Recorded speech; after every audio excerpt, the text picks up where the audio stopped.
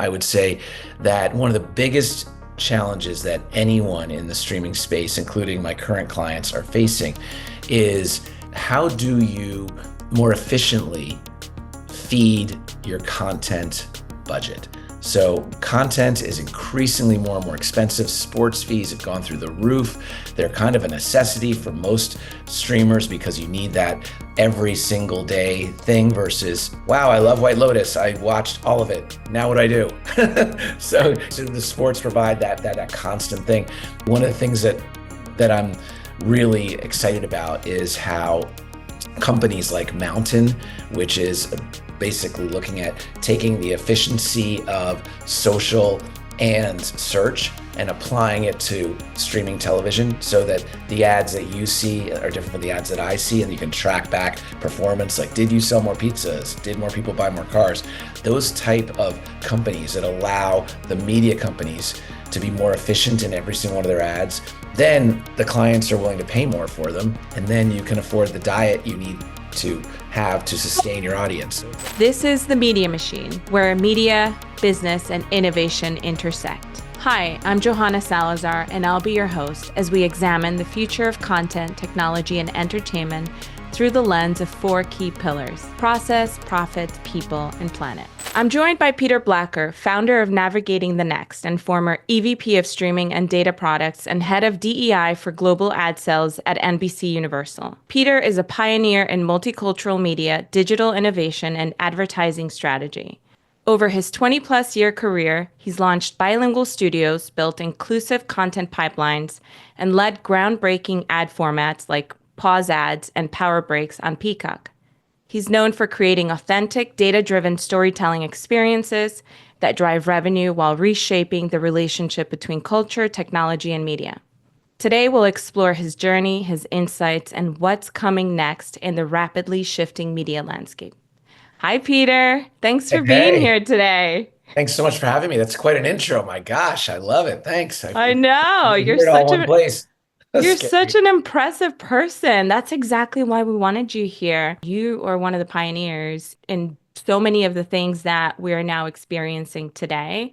And for a long time ago, you were like ringing the bell loud, loud, loud. And people were like, what is he talking about? But now people are listening. With that said, what lessons have you learned about building inclusive content pipelines from scratch? When I look back at some of the early days, you said like ringing that bell and getting people on board, it kind of all needs to start with solving for a need. And one of the things that made the pioneering work that my team and myself did actually come to life is we were solving a need that was not being met, that was sort of sitting all by itself, which is in our case, it was an audience that was completely underserved in the multicultural landscape, and particularly a high tech audience. So not only was it large and is large and growing, but it was unmet. And so coming up with solutions where you almost are have a path already to success because you're solving for something is key. Now, I'll say the inverse. One of my favorite stories I learned, the inverse of that is we were having a meeting about a film festival that one of our clients had come forward and said, we want to do a film festival. And we're like, great. And we're super excited. And all of a sudden, sort of all these planning meetings and things with this automaker, and flew to Detroit and flew back to Miami. And then we looked at the calendar and we're like, okay, there's two film festivals on either side of the date we've picked. The films that this partner wants to do are actually already going to be shown in other places. There are so many things happening in this space around film festivals. What the heck are we doing? We have nothing unique. And so all the meetings and everything, we just asked the question at the beginning, like, what are we solving for? There was nothing to solve for. It was like a bit of an exciting, frothy ego play. And so I think it's really critical to know, like, what are you solving for? And is anyone else doing it or not? And if they're not doing it, jump on in. I love that. The reason why I started with that question is because when I think of the media machine, I think of a funnel, and I Yep. think of things going into that funnel. I think of process, profits, people, and planet. I identify as a social entrepreneur. Social entrepreneurs are people that are double, triple bottom line business. I believe in the quadruple bottom line Wow. business. In the past, it was all about profits. Yep. Then we started learning about, impact and people being really passionate about social impact. And then we started adding people and planet. And then that's why I'm like, I want to add process because I think that this next generation, we're all going to be about process and how do we optimize and create more efficiencies, right? So it's like taking a step back and then Yeah. it's really hard to do that, especially for legacy companies, but these young startups are able to optimize processes through AI and all this stuff really quickly. So that's my It's so fourth. I love where you're going with that. And if I can just jump in, it's funny. Yeah. I heard this recently. Someone said technologies change quickly and people don't. And I found that I was like, wow, technologies change quickly and people don't. And that's where the process comes in. How do you get folks that are used to doing something a certain way to say, okay, there's actually maybe an easier, better, quicker way to do it, and you can take advantage of it. And I certainly saw it very much so in my, latest stint in corporate America, where we were doing things with partners that you're like, oh my God, but we could go like veer left and veer right and we'll get there quicker. And the clients that I'm currently working with, that's a big part of why they've hired me. Is just like, okay, help us break through this stuff where we know what we're solving for. Help us get there quicker. So I love the Yeah. process thing. And when it comes to media, I think of media as this space that's antiquated, so old. And I think that a lot of the tech world methodologies are going to be inspiring where things are going next. And so when you think about an agile media Yeah. production process and what that's going to look like, I get so excited. So, Oh, any thoughts around that? I had the privilege, and I say privilege because it at the time didn't feel like it was, of working in two very under resourced areas of the media ecosystem, specifically the multicultural space, and then at the time what was called the internet, digital, whatever. And so I think even when you and I first met back in my Telemundo days, a lot of the things we were doing, we brought the agile production system into our first digital studio because that was the only way that we could take our very limited resources and crank out what was needed. And every time I'd go to our then CFO and say, I want to do this, I want to do that, they'd be like, great. And then the moment it would come time for the final budgets, because every budget cycle has like in corporate America has like 20 cycles. By the time we got to cycle like 18 and a half, all of a sudden what was our little teeny budget was suddenly removed.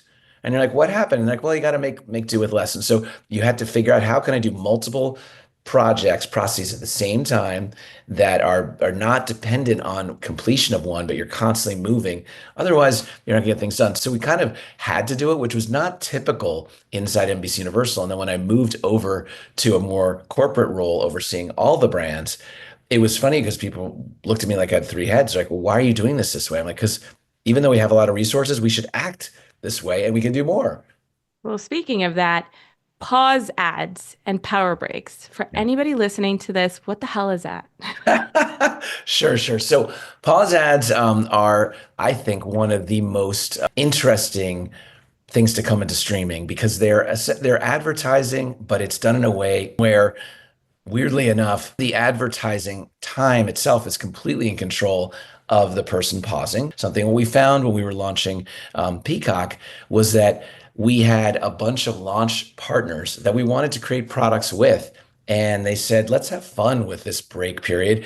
So if you're Charmin and you're going on a bathroom break, let's poke some fun at the bathroom break. If you're getting up because you really want to get something to drink because you're either thirsty or it's a moment where you feel like you want to celebrate with something celebratory, let's do that too. And so the messaging behind it at first was really playful and cheeky and fun. And so the audience actually liked them because they're like, oh my God, look at this pause break. It's so funny. When we started to layer data on top, then we were able to do things, which is a power break, which is saying, all right, we like the fact there's a static sort of image that's poking fun of the fact that you've paused a story for whatever reason. Yet we know that Joanna's house might be different from Peter's house, which might be different from Luis's house. And so, how do we make sure, based on the data that we had on the household, that the message that I'm getting might be unique to yours? And so, it was taking a concept that was originally coming from a client that then we sort of iterated on and then leveraged data to make it even more efficient and really land. That's so exciting. What do you think, or how do you envision the future of ad monetization? That's the million dollar, billion dollar question here. It has changed so much even in the last 6 months. I would say that one of the biggest challenges that anyone in the streaming space, including my current clients, are facing is how do you more efficiently feed your content budget. So content is increasingly more and more expensive. Sports fees have gone through the roof. They're kind of a necessity for most streamers because you need that every single day thing versus, wow, I love White Lotus. I watched all of it. Now what do I do? So the sports provide that constant thing. One of the things that I'm really excited about is how companies like Mountain, which is basically looking at taking the efficiency of social and search and applying it to streaming television so that the ads that you see are different from the ads that I see, and you can track back performance like did you sell more pizzas? Did more people buy more cars? Those type of companies that allow the media companies to be more efficient in every single one of their ads, then the clients are willing to pay more for them, and then you can afford the diet you need to have to sustain your audience. It's a long answer to your simple question, which is A, overall expense of streaming has gone up significantly, Hmm. mostly on the back of sports. B, the way that the media companies recoup those costs has to be with a more nuanced and efficient approach to monetization and ad sales specifically. Did you guys do anything on like with TikTok retail and all that stuff? And all of my different corporate jobs have dabbled in commerce. And it's interesting because so much of it depends on the ease of use. And so what's nice about some of the social platforms, including TikTok, is that you're just right able to start clicking and buying things. Where it becomes tricky is when companies think that it's okay to have you do 4 or 5 steps to actually buy something. As we get more and more into a mobile society, which I'm a huge fan of mobile streaming and mobile viewing, and it's because I lived and worked a lot in Latin America and where that's just the norm. The mobile device by design allows for a lot more commerce. So I think you're going to see as the youth are no longer our youth, but are actually the mainstream, and that marketplace is so incredibly connected with their phone. We're just going to see commerce continue to surge. And it's something that it's a generational gap. The people that are my peers that did not live and work in Latin America or in other international markets where mobile's so prevalent, they don't get it. Weirdly, Mm. they don't look at their own kids, but they're not getting it. So the commerce element, I think, is going to be quite accelerated thanks to mobile. You coined the term multicultural rock stars. What is that? And how do those stand out in today's media landscape in your opinion? Much like the name of your podcast here, you want something that's going to kind of have a little shock value. So the multicultural rock stars was something that I started referring to when we had a big meeting with Comcast, and they were sort of trying to understand the team we were trying to build and what we were focused on. And the reason why I called them rock stars is that these were individuals who really brought a different, and a pun intended here, a different tune, a different type of music to the band. And they were rock stars because they had shown traits of leadership, of innovation inside a corporation. So inside of corporations by nature do not really have a lot of space on the stage. There's usually 1 or 2 people that are up on the stage and everyone else is in the audience. And so if you're able to break through a little bit and show some cool innovation, some cool leadership qualities, and on top of it, you're singing a different song than everybody else, but one that is part of the symphony, then you need to get up on the stage. And I'll tell you the specific reason is that if you have grown up in a multilingual household or a multicultural household, you'll have many people in your home that are connecting with people outside the US. And they were on WhatsApp way before everybody else. They were utilizing their cell phones way before everyone else. And everyone catches up. If you don't have those rock stars in your band, you're not going to hear about it. Same thing with some of the trends we've seen with the Black African American community, with the Asian community. These communities have unique cultural traits that will help us accelerate our own growth if we listen to them. And so I was constantly on the prowl, looking to bring as many different rock stars, different voices into our band. It was a reason why we had such record results. I love that. So obviously everything is changing Yeah, drastically. I was reading something that the past generations were about muscles building.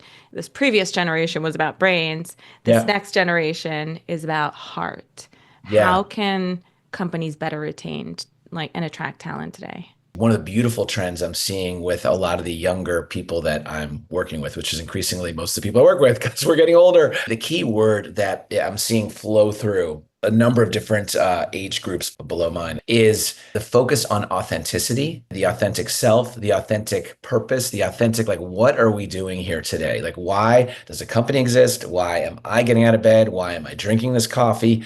And I think if you really take authenticity and play it all the way out, then the heart comes into play because authenticity is often filtered easily, or you can sniff out when things are unauthentic with your heart. At the end of the day, most of them are there to for a business purpose, as you were saying in your different elements in the machine.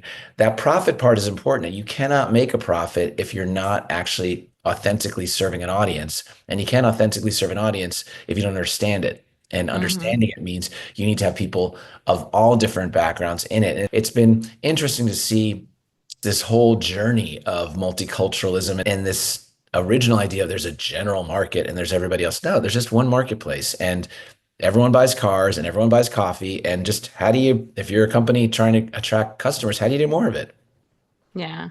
And we have all these like multicultural, like Hispanic Heritage Month and all Yeah. these different months. Have you noticed that it's become part of the annual, programming year? Like, how does it become just part of the culture? It's a really timely question because the pendulum has swung in all different directions. I mean, when we first were on the scene, people even knowing that there was a Hispanic Heritage Month and there was a Pride Month and there was, Women's Month and all those other things. And then all of a sudden there became everything was overlapping and it was like this month has six different names and then You're catching up and you're like, oh, wait, I have to prepare wait, for the wait, next month. what is happening now, and I'll look at like a company like Group Black, who was just a fantastic company that I've had the privilege of working with and worked with NBC Universal to create this thing called Excellence. And it was about excellence all year round. And even the title was called Excellence. And it's a channel on Peacock. And it's purposely not Black excellence. It's excellence. It's inferred. Mm, It's multicultural. The programming there is multicultural, but it's this 365 always on thing versus it just being the month of February when brands line up and streamers line up and say, hey, let's, celebrate this one month. And so I think that it's got to be done, again, going back to the authenticity, it's got to be done in a way that makes sense, but there's no place anymore for just showing up for a month and thinking it's going to in any way have an impact. And that being said, I do think it's important to still have those months because sometimes we forget and we're kind of in a rut and you're like, oh my God. But I think it's got to be a balance of both.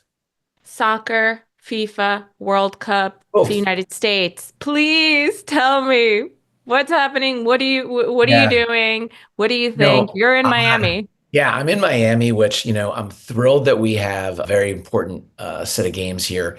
And you and I know this, but a lot of folks will not understand the impact of the World Cup until it happens. Like nobody really can understand it unless you're either in a community that loves soccer, of which Colombian community, the Latin communities, just across the board, like we're Mhm. obsessed with soccer. Yeah. But then just the fan bases that travel, like when my team was responsible for building out the first app for the Russian World Cup. When you think about the stuff that was being done, and then you'd walk on the street and you'd see it was not like normal Moscow. Moscow was suddenly a party.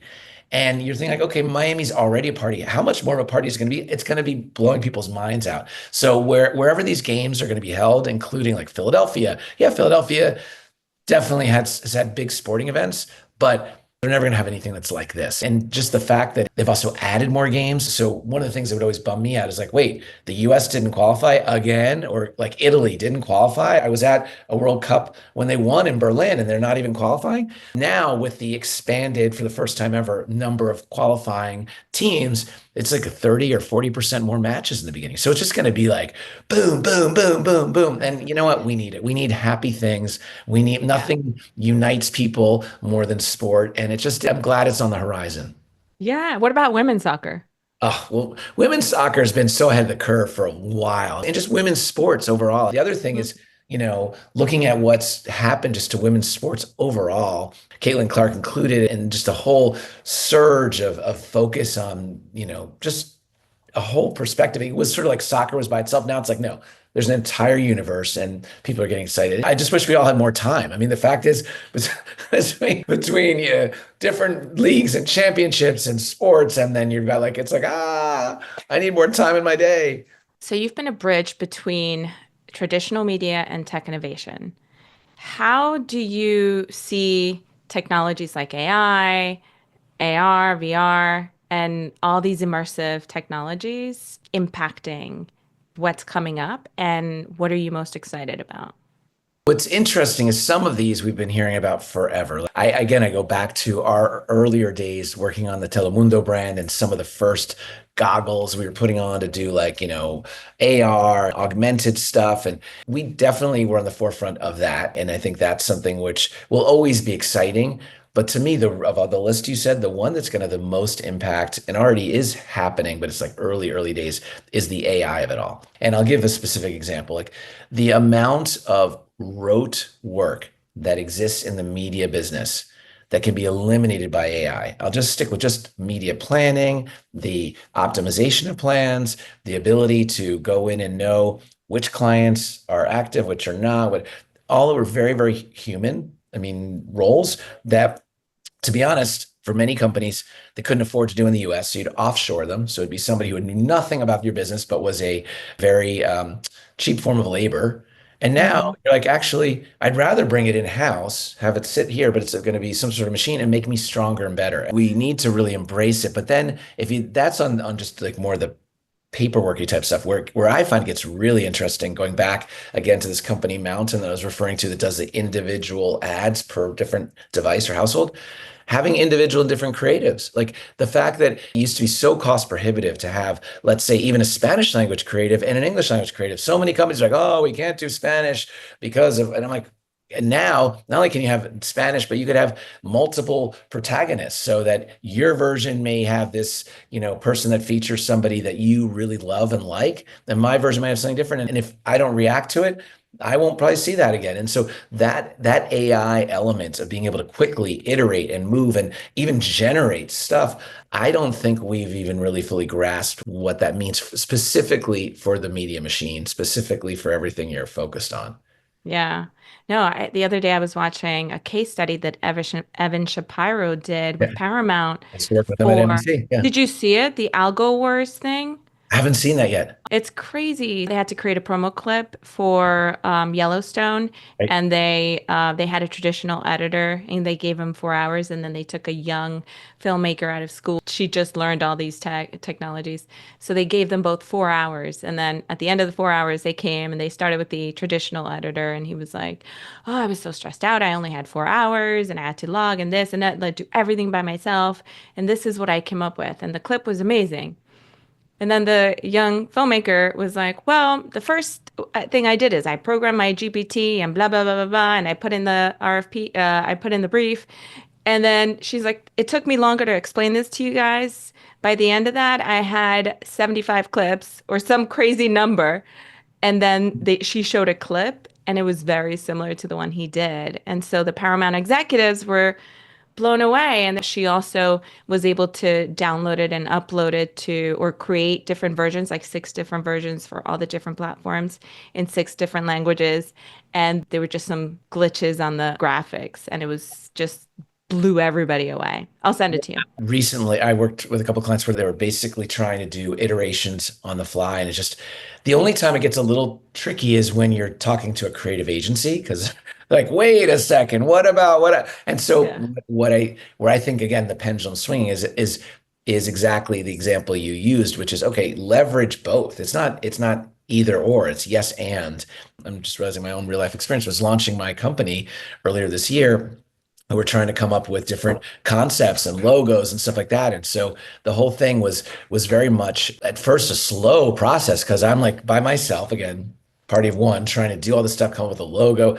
And then all of a sudden I found a designer who was open to working with AI stuff. And to your point, in half an hour, we had like 70 different, it took me longer to review them. And I'm like, Yeah. okay, these are the ones I hate. These are the ones I kind of like. And these will let's iterate again. Yeah. But like, we could have never done that ever. So Well, and it's, that's the other thing too, that it makes people like us, whereas before we needed a whole like tribe of people to create all these things. Now we could do it ourselves. I know, And which is really cool. And I think then the level of work is expected to get that much higher because now it's assumed that we all can write decently well. I will say I'm going to be a little afraid of folks that that lean too much on writing skills from ChatGPT because there's an art which is so critical of knowing how to communicate. I saw a very funny little clip someone sent of like us 30 years from now, and it was like two young teenagers trying to communicate, and they like literally go, and then the thing there, they spat out whatever that was like the right thing to say, like, "Hey, Joanna, how you doing today?" oh gosh, that's really what it's going to be like. No, I actually think it's going to amplify Yes, intelligence. I think I think so. that's exactly. Oh, I like that. Yeah, Guys, yeah, the amplify intelligence. woof. Take I it. You could take it. I will definitely quote you on that. I have a couple of panels kind of. I'm so going to quote you on that. That's awesome. Okay, good. In your Alexander Group interview, you talked about navigating risk and making bold moves. What advice would you give media executives trying to balance innovation and uncertainty, especially right now that there's so much unemployment, so much Yeah. transition? I think that people's calendar or time is basically a portfolio of different things you can do.